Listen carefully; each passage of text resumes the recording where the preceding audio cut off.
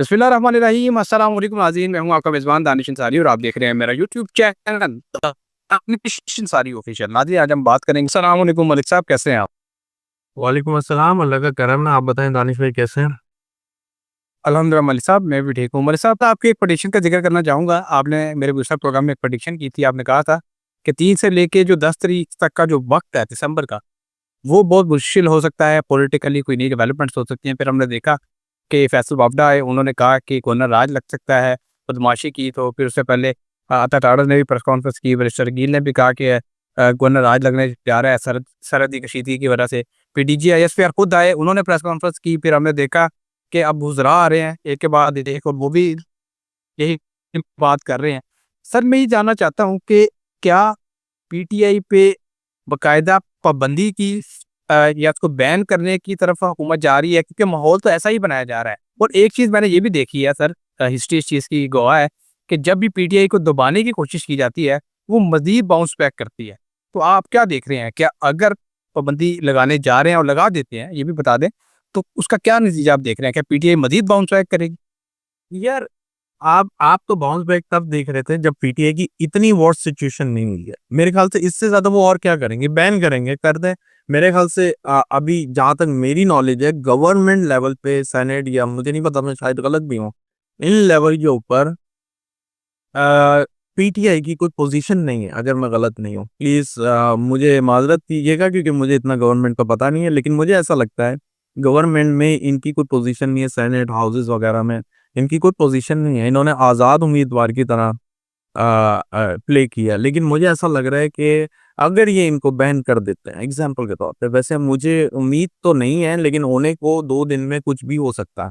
अगर ये बैन भी कर देते हैं तो ये जो नतज है ना सर, मैं आपको बता रहा हूँ, ये जितना बुरा करते जा रहे हैं वो उतना ही जबरदस्त तरीके से कम बैक करेंगे, ये याद रखिएगा। क्योंकि पीटीआई का जो एक टफ टाइम था, मैं आपको बता बता के शायद तब तो लोगों को याद भी होगा, 28 नवंबर को वो खत्म हो चुका होगा। तो अब जो टाइम है पीटीएम के फेवर में जाएगा, चाहे ये जितना आप देखें ना सर, आप अगर देखें 2.5 साल से अगर हम ये चीज़ों को सरवाइव करते हुए आ रहे हैं और वो अगर इन मसलों से निकलेंगे तो वो कमबैक तो करेंगे ही करेंगे, लेकिन हुकूमत को ये डर लग रहा है कि ये जितनी भी पिछले 2.5 साल में किए इन्होंने कुछ भी नहीं किया, क्योंकि अब उनके पास जितनी फेवर्स आ रही हैं प्लानिटरी एस्पेक्ट से, वो पहले नहीं थे। इस वजह से हुकूमत बहुत कुछ कर पाए, अब जो है वो करने जाएगी कुछ और हो जाएगा। Okay sir. अच्छा सर, जब भी इस तरह के मामलात बनते हैं, मामला ख़राब होते हैं, 2 फ़रीक़ैन के दरमियान या एस्टेब्लिशमेंट और पीटीआई के दरमियान, तो हमने देखा है कि मुज़ाकरात की बात कोई कर देता है कि मुज़ाकरात अब होंगे। क्या खान साहब ने मुज़ाकरात के दरवाज़े मुकम्मल बंद कर दिए हैं? क्या पीटीआई के ज़ायचे में ऐसी कोई गुंजाइश आपको मौजूद दिखाई दे रही है कि जिसकी बुनियाद पे आप ये बात कर सकें कि आइंदा दिनों में कोई मुज़ाकरात से मसाइल को हल किया जाएगा? ऐसी कोई चीज़ दिखाई देती है आपको? सर, ये हम जो है ना डेड एंड पे पहुंच गए, इधर से यू टर्न मुझे नजर नहीं आ रहा। इसमें ही मैंने सब चीजें बता दी, प्लस जो पिछले 18 साल के जो मैंने राहु की कॉन्सेप्ट से आपको बताया, आपको अभी लगता है कि कोई मुज़ाकरात की सिचुएशन बनेगी? मेरी दुआ है कि मुज़ाकरात हो जाए, अच्छा हो जाएगा, लेकिन मुझे नहीं लगता। Okay sir. अच्छा सर, मुल्क में जो सिक्योरिटी फोर्सेस की कार्रवाइयाँ हैं वो मज़ीद बढ़ गई हैं, और जो फ़ितरतुल हिंदुस्तान है, उनकी कार्रवाइयाँ भी, दहशतगर्दों की कार्रवाइयाँ भी मज़ीद बढ़ चुकी हैं। अभी ये बताया जा रहा है कि 100 से ज़ायद जो फ़ितरतुल हिंदुस्तान के जो परिंदे हैं, उन्होंने हथियार डाले हैं, और अभी ये कार्रवाई में 5 दहशतगर्द हलाक हो चुके हैं।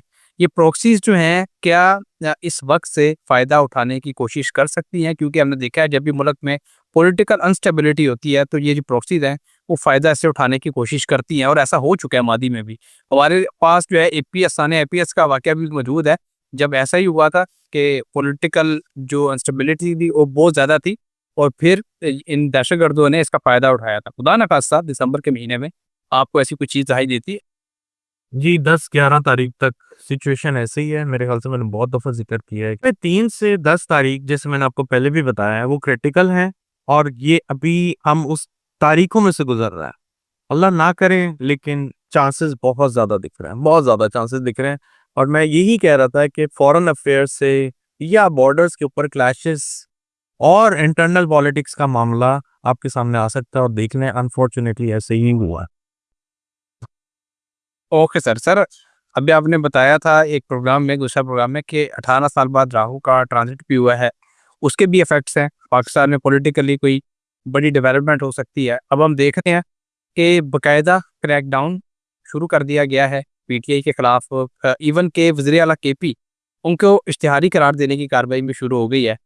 तो सर आप क्या देख रहे हैं कि केपी में क्या गवर्नर राज लग सकता है? क्योंकि बहुत सारे तज्ज़ियाकार ये बात कर रहे हैं कि वहाँ पे हम गवर्नर राज लगाएंगे, लेकिन वहाँ के जो वज़ीर इत्तलात हैं शफी जान और सोहेल अफरीदी ने खुद भी कह दिया है कि आप लगा सकते हैं तो लगा के देख लें, फिर आपको उसका नतीजा भी पता चलेगा कि क्या नतीजा है उसका। जी, अनफॉर्चुनेटली मुझे बहुत ज़्यादा ऐसे हालात दिख रहे हैं कि वहाँ केपी के अंदर गवर्नर राज लग गया। और इसकी मेजर वजह सिर्फ यही है कि जो हालात और सिचुएशन बन रही है, ये दोनों ही गवर्नमेंट के अगेंस्ट में थी। और ये जितनी मर्जी कोशिश कर लें इन चीज़ों को दबाने की, इन चीज़ों को पकड़ में लाने की, ये इनके हाथ में नहीं आएंगी। जो टाइम था, इन्होंने जो पल्स चेक की हैं पिछले दिनों में या पिछले हफ्तों में, वो चेंज हो गई हैं। वो इसलिए चेंज हुई हैं क्योंकि सितारों की पोजीशन मेजर प्लैनेट की चेंज हुई है। डायरेक्ट हुआ है सैटर्न, जुपिटर रेट्रोग्रेड करके फॉल बैक कर रहा है। तो ये जब भी मेजर प्लैनेट हलचल मचाते हैं, दुनिया में हलचल आती है, कुछ भी हो, ये पास्ट एक्सपीरियंस दिखे में मैंने। अल्लाह करे मैं फिर वही दुआ करूंगा, क्योंकि होता ये है, गवर्नमेंट अपोजिशन इनकी लड़ाई हो जाएगी, लेकिन एंड मुद्दा नुकसान आवाम का होगा बस। गुज़श्ता रोज़ भी एक अहम डेवलपमेंट DGIS-PR की जो प्रेस कॉन्फ्रेंस थी वो थी, और उस प्रेस कॉन्फ्रेंस के बाद हम देख रहे हैं तवातुर से आज प्रेस कॉन्फ्रेंस हो रही है। तलाल चौधरी ने प्रेस कॉन्फ्रेंस की, फिर उसके बाद फ़ौज आसिफ ने प्रेस कॉन्फ्रेंस की, उसके बाद उस्मान बुखारी ने प्रेस कॉन्फ्रेंस की, अता तारड़ भी प्रेस कॉन्फ्रेंस करने आए। इतनी सारी प्रेस कॉन्फ्रेंस हुई और उन सब में बाकायदा पीटीआई को तनकीद का निशाना बनाया गया। ये भी कहा गया कि हमने कभी रेड लाइन क्रॉस नहीं की, हमने तनकीद की, लेकिन रेड लाइन का ख्याल रखेगी। तो भई आप कर लेते रेड लाइन क्रॉस, आप खुद डरते थे, आप नहीं कर सके।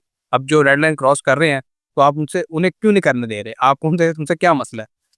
एक तो सर ये बात है, और दूसरी ये सबसे इम्पोर्टेंट खबर जो है वो वज़ीर दाखिला के हवाले से है। वो लंदन पहुँच चुके हैं और कहा जा रहा है कि चंद पाकिस्तानियों की हवालगी के मामले पर वो बात करेंगे बरतानवी हुकाम से, जिनमें ज़ाहिर है शहजाद अकबर भी शामिल होंगे और इमरान रियाज खान भी, और दीगर जो पीटीआई के इन्फ्लुएंसर्स बरतानिया में मुकीम हैं, उनको बेसिकली गिरफ्तार करने के लिए वज़ीर दाखिला जो है वहाँ पहुँचे हैं। लेकिन उन्हें इसमें कामयाबी मिलेगी या नहीं, ये भी सर आपसे पूछेंगे। और बाकायदा पीटीआई के खिलाफ जो एक कैंपेन शुरू कर दी गई है हुकूमत की तरफ से भी और हमारी एस्टेब्लिशमेंट की तरफ से भी, इसका क्या नतीजा निकलने वाला है, इस पर भी बात करेंगे। तो सबसे पहला क्वेश्चन तो यही है कि वज़ीर दाखिला जो पहुँचे हैं बरतानिया में, क्या जो पीटीआई के इन्फ्लुएंसर्स हैं, क्या वो उन्हें गिरफ्तार कर सकेंगे या फिर खाली हाथ वापस लौट जाएँगे, जैसे वो आज तक अल्ताफ़ हुसैन को गिरफ्तार नहीं कर सके? क्या इन लोगों को गिरफ्तार कर लेंगे आसानी से? देखिए, डिपेंड करता है, मैं एस्ट्रोलॉजिकली तो नहीं बता पाऊँगा, वो इसलिए क्योंकि मुझे नहीं पता कि ये जितने भी जिनको ये गए हैं कोशिश करने पकड़ने की, उनके ज़ायचे में क्या सिचुएशन है। लेकिन एक बात मैं आपको बता दूँ, हर इंसान की वीज़ा कैटेगरी डिफरेंट होती है। मुझे नहीं पता इन्होंने असाइलम अप्लाई किया है या कौन-सी कैटेगरी पे ये वहाँ रह रहे हैं। Depending on the category situation बनेगी, लेकिन एक बात याद रखिएगा, इतने बड़े इन्फ्लुएंसर अगर अगर ये बाय एनी चांस लेकर आ जाते हैं पाकिस्तान, तो पाकिस्तान में और बहुत बड़ा केओस बनेगा। वजह ये है कि जिस वक़्त मैं आपसे बात कर रहा हूँ, जुपिटर ऑलमोस्ट इसमें ट्रांज़िट कर रहा है पिछले घर में, रेट्रोग्रेड मोशन में, जो कि अच्छी इंडिकेशन नहीं है। पूरी दुनिया के लिए, मैं सिर्फ पाकिस्तान की बात नहीं कर रहा हूँ, पूरी दुनिया के लिए अच्छी इंडिकेशन नहीं है। At the same time moon जब कल एंटर हुआ था, फायरी स्पीच के बाद से 2.5 दिन अभी उसी साइन में रहेगा। तो जैसे मैंने आपको कल कहा था कि अभी जो अगले 2-2.5 दिन हैं वो मुश्किल है।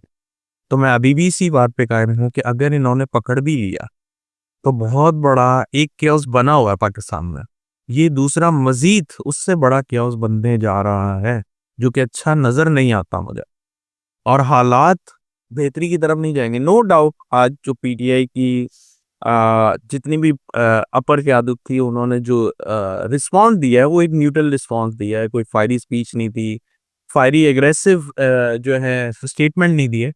तो ऐसा लगता है डेफ़िनेटली कि अभी वो अपने कार्ड शो नहीं करा रहे हैं। लेकिन पर्दे के पीछे प्लानिटरी पोजीशन में बहुत कुछ बनता हुआ नजर आ रहा है मुझे, जो कि अच्छा नहीं है। अल्लाह करे ऐसा ना हो, लेकिन हालात अभी बेहतरी की तरफ मुझे नजर नहीं आते।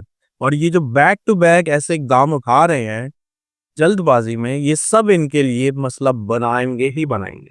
बहुत शुक्रिया सर, आपने अपने कीमती वक्त में से कुछ वक्त निकाला और इतनी ज़बरदस्त प्रेडिक्शन हमारे साथ शेयर की। इंशाल्लाह नेक्स्ट प्रोग्राम में ऐसे ही दिलचस्प टॉपिक के साथ दोबारा पेश होंगे। अगली वीडियो तक के लिए मुझे और मलिक महबूब साहब को इजाज़त दीजिए। अल्लाह हाफ़िज़।